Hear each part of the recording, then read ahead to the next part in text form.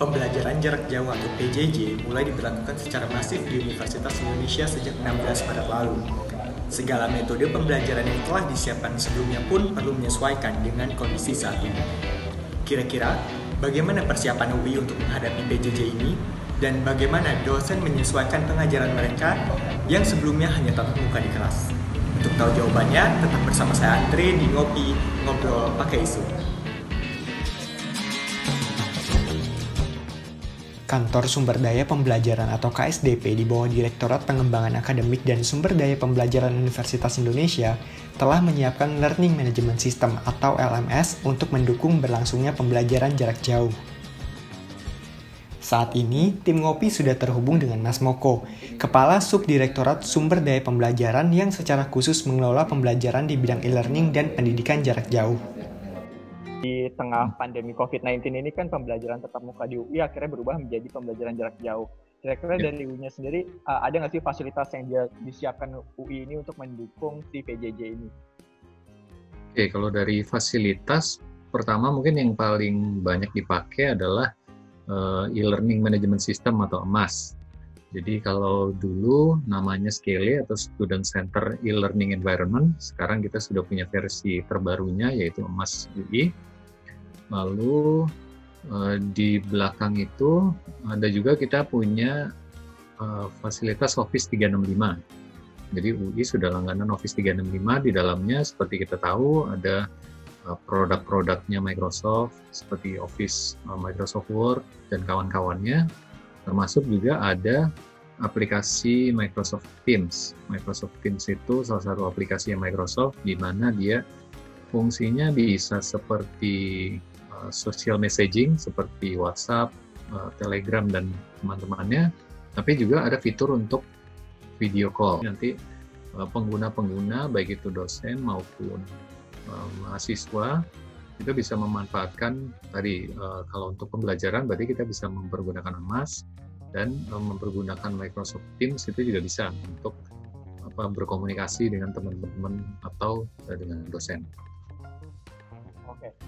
Kalau dari persiapannya sendiri dari KSDP-nya untuk mempersiapkan si PJJ ini tuh boleh diceritain nggak, Mas? Kalau persiapannya mungkin seperti pada umumnya kami menyelenggarakan ini ya, e-learning dan pendidikan jarak jauh. Cuma yang beda adalah sekarang semuanya harus secara darurat pindah ke PJJ. Kalau persiapan yang biasanya kami lakukan, kan kami tiap tahun mengadakan pelatihan bagi dosen-dosen, bagi mahasiswa. Lalu kami juga punya tim helpdesk yang membantu jika dosen maupun mahasiswa kesulitan. Kami juga punya tim programmer di belakang si Mas UI ini yang bisa melakukan menjaga emasnya dan juga melakukan pengembangan. Lalu kami juga punya fasilitas dan juga sumber daya manusia untuk membantu dosen membuat materi-materi pembelajaran. Nah, yang beda kalau dari kondisi pandemi ini sekarang adalah semua dosen, semua mahasiswa harus berpindah dengan mendadak gitu.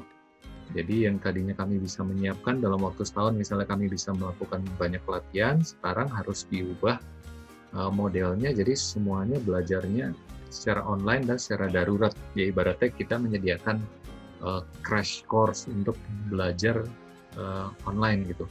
Yang tadinya misalnya pelatihannya diselenggarakan selama 3 hari, 2 hari, nah sekarang kita pepetkan jadi satu materi online yang bisa diakses oleh dosen maupun mahasiswa.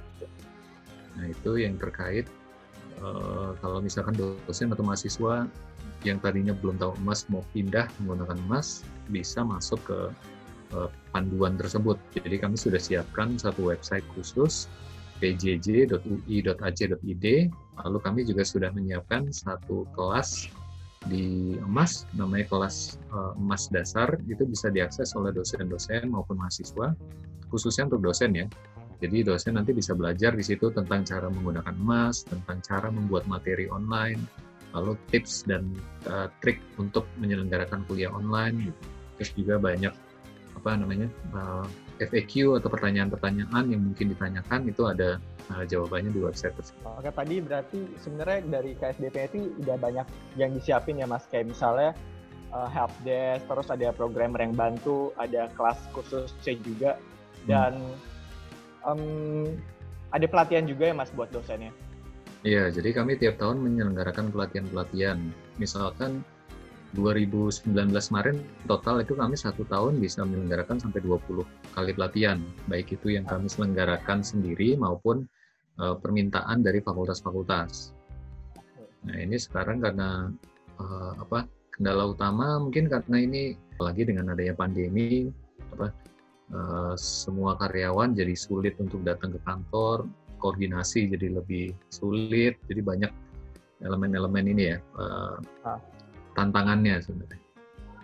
Oke, ini kan berarti semuanya serba darurat ya. Ada beberapa dosen yang sebelumnya nggak pernah PJJ nih, Mas. Kira-kira udah ada nggak sih evaluasi atau kesulitan yang diketahui oleh KSDP sendiri?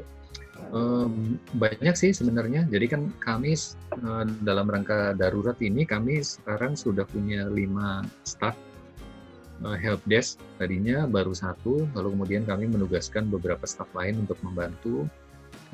Lalu help desk-nya sekarang bisa diakses online dari jam 8 sampai jam 7 malam, biasanya hanya sampai jam 4 gitu.